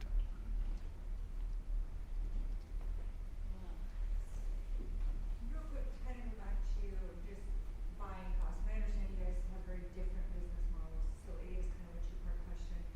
So for you and being a buyer and knowing that you're set price and you're having to deal with your own spoilage and everything else, do you find that at times with your buyers and everything that you do kind of cater to a farmer, or you're like, hey, right now we have 0 weddings, so I don't, just a heads up, kind of deal? Or is it more you just buy at a lower percentage and you're like, sorry, versus like co-op wise when it comes to spoilage and everything, if someone brings you in buckets and buckets of something and it's getting close to expiring, since it's on a consignment, do you drop the percentage or drop the price on the flowers to try and sell them quicker? How do those elements work for you guys, especially when you were talking about weddings and it just kind of crashing? Like on your end, so that we have an idea, like how does that post-purchase part go, or help preventing too much of a disruption on that? Do you want to go first? Sure. From our perspective, I buy what is needed.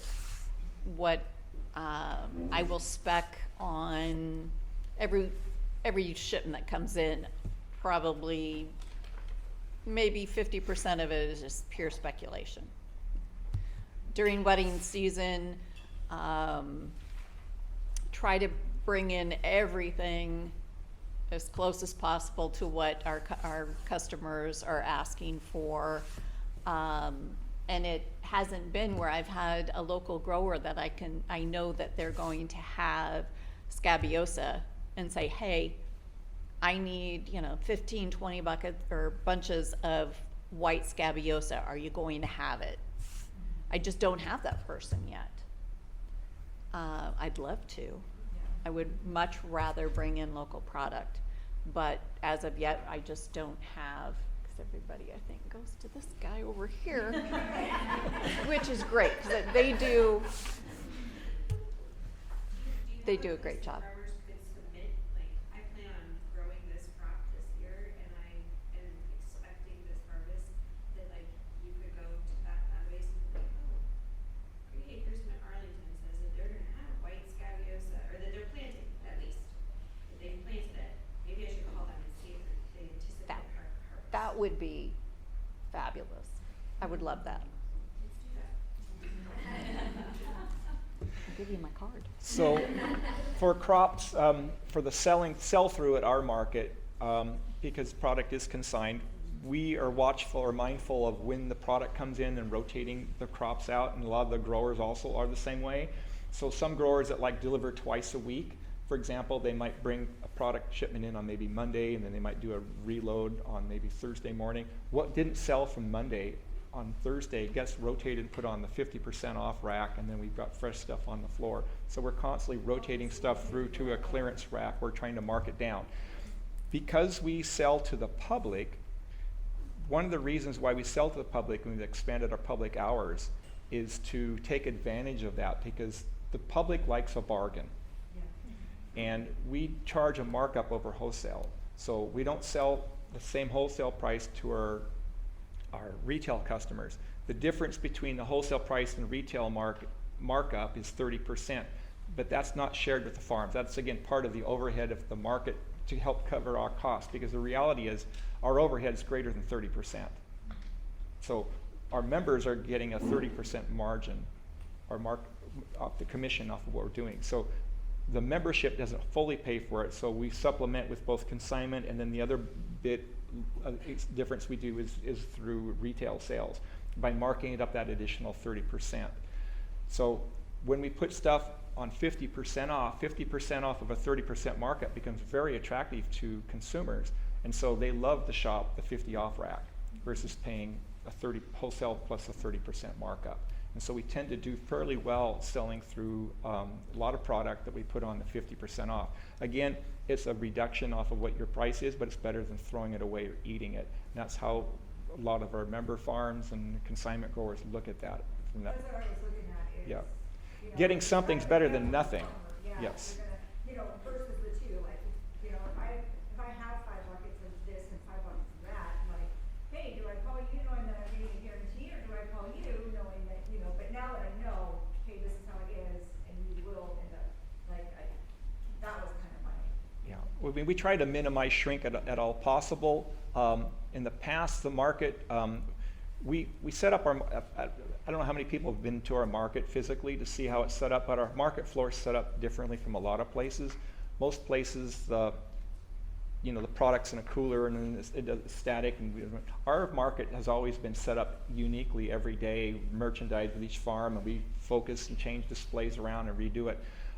Because we haven't had a large formal cooler to be selling out of directly. So we've got 2 coolers that we do. We have one for sold product and back stock, and then we have another cooler we keep our floor stock in. And every morning we set it out on the floor, and then at the end of the day, which is like 1 o'clock, we pull everything back and goes back into the cooler. Last year we invested in a truck. This year we're investing in new infrastructure. So we're having a large cooler being built on our floor this year. And then that way, that intention is to have that finished by summer when we need to have that additional cooling capacity, so that the product will actually have a better shelf life, because it's not going to be out on the market floor for those few hours warming up. But a lot of florists come in because they know because they see, some of them are there daily, and so they know what stuff's coming in fresh, and they know what growers are bringing what stuff in on their normal days. So they're there waiting for the trucks, or they're there first thing in the morning to get all the fresh stuff and grab what they need. So it just really, it kind of depends on what the products they're looking for, but having a full cooler to be selling out of will actually help with the longevity of the product, but we'll still be rotating stuff through. It's just that it's going to help even better with it. So we don't like carrying products over week to week because it's not any good. So what started out as our public sale was was Fridays, and that was the end of the day, and people could come in and buy everything at 50% off or discount. And then we went to Tuesday and Friday because of the twice a week rotation of product. And then last year, when the weddings and events turned down, we had such a volume of product left over from the growers that wasn't being purchased for weddings and events that we had to find a way to sell that product. And the only way to really get that move is to sell it to the public. A lot of our florists were giving us pushback on it, but the reality is the customer coming in and buying retail from us is not the same customer as buying from a professional florist. They're the people that have been buying from Trader Joe's or Fred Meyer's or Costco, and they're looking to up their game, getting better or more diverse things. And a lot of them are florists that are just learning out because they only can learn by buying product. And so that's how a lot of florists that we even have now started, by buying from us and doing for their friends' weddings or friends' events and different things like that. When they very first starting out, unless you have relationships built with a lot of flower farmers, where do you source your products? So it's been really beneficial that way. And I also look at it that selling to the public educates the public about the local flowers and about the farms and telling their story and who they are and stuff. So that's why we try to market and merchandise towards that at the market, so that they know where the flowers are coming from. Ellie, can I ask one more question on the list? I know we're really close to lunch. I know that there's at least 3 groups of collective-minded people here that are already kind of collaborating together as farmers. What advice would y'all have, or even the possibility of banding together for small farms to then be able to sell to you guys through that collective format? Do you have any thoughts, or have you done that before? I'm curious about the potential in that space.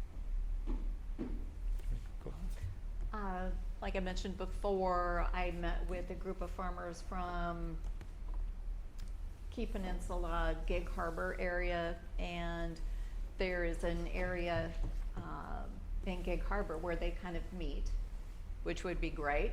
We could pick up product at that location. Smaller farmers, absolutely, if you're in the same area, and just to make it easier, we could make, my watch is telling me it's time to stand up. That we could go ahead and work with you. Yeah, you guys band together and say, hey, on Tuesday, since you're going to be in Port Angeles, Port Townsend area, we could meet you at a certain location. We can pick up the product after our trucks have finished their routes and bring them back. So that's something we're willing to work with growers. If you band together and it's a collective, even better. Better for you, better for us. So I have to say, since we're almost out of time, I am so happy to see so many people in this room. I mentioned earlier that if I could get 41 retail florists underneath the same roof, I would be ecstatic. So it's good to see that you're all here and interested in what you're doing and furthering your, whether it's education or just banding together to make the local flower product more accessible. It's wonderful. Yeah. And again, I have to agree what she was saying. You know, if you can be an aggregation point as a collective to bring farmers together, it just saves all of us as far as having to run around and track farms down.